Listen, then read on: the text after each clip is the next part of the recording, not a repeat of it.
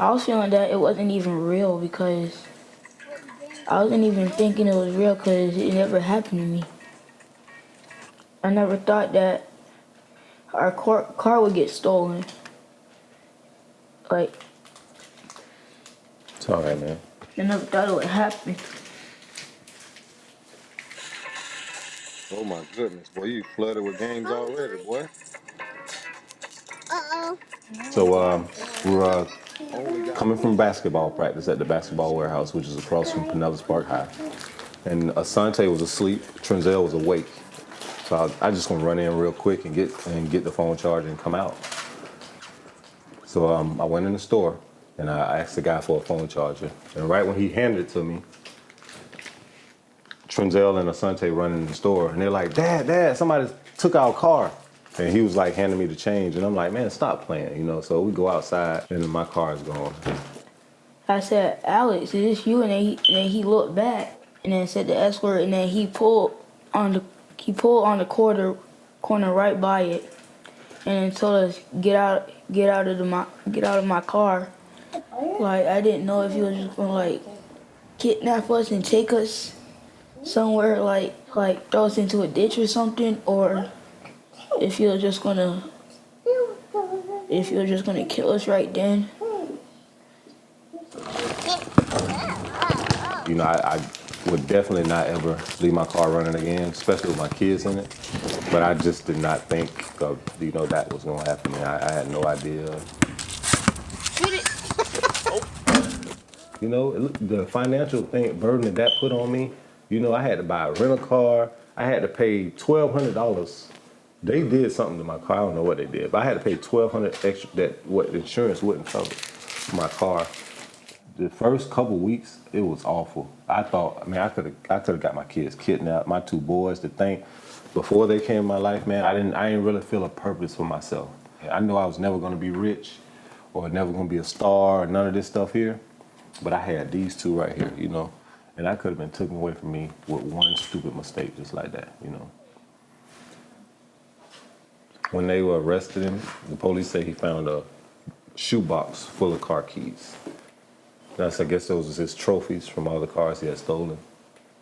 He just left my car parked, crashed into a fence in Largo, upside the road. It's just unfortunate, man, and we're not doing nothing about it. It's like, do we not care?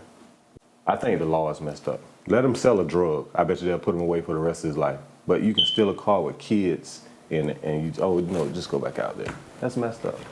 It's messed up.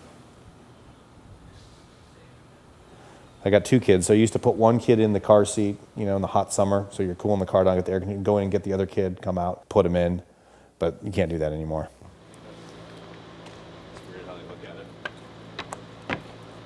It was a great, beautiful, crisp, winter, sunny day in St. Pete. I just picked up a brand new car earlier that morning, and after running appointment all day, I was finishing up my last stop. And on the second trip out with a tray of food in my hands, I got out to the driveway, and there was a bicycle laying there. I was like, well, it's been a long day. I must have parked on the other side of the garage. So I walked over there. No car. Did I park on the street? Boy, I'm really out of it. I'm thinking to myself, and I come around, and nope, there's just nobody around but a bicycle laying there where my car was. So for about 3 or 4 weeks, I was in total limbo, just trying to figure out where I was supposed to be. What was I doing? Oh, where's this? Oh, it's probably gone. You know, if you try to take a full inventory of everything in your car, probably can't think of it all quickly.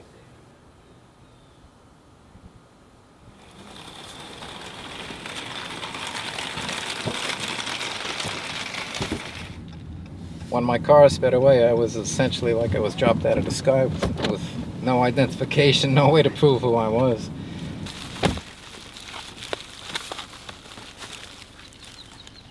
Yeah, the time I had my vehicle stolen was in front of a local street, and I was only about 20 feet from the front door. And over the years, we've all left our cars running and never had an incident where a car was stolen. And as I got to the front door, 2 young males on bicycles rode up to my car, and since it was still running, they just dropped the bicycles, got into the car, and sped away in a matter of seconds, and there was nothing I could do about it at that point. when the adjuster came to total the car because it was so trashed, all the tires were bald. I think some of the other Meals on Wheels drivers now turn their cars off a little bit more than they used to. I know for a long period of time none of them did, and I was the first victim, so now kind of taught us to be a little bit more cautious. And I'm a little more aware of my surroundings when I get out of the vehicle. I'm looking up and down the street to see if there's any kids on bikes or even anybody walking. Anyone near the vehicle, I automatically lock it. I lock it most times.